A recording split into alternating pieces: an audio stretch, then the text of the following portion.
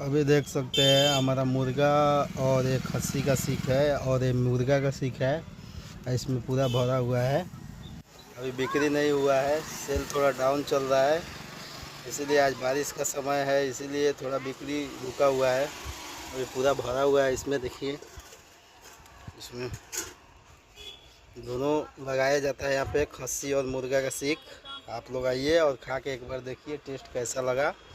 सुगौली में अपना जनता चौक पे आइए और खा के जाइए, बहुत ही लाजवाब टेस्ट आपको लगेगा।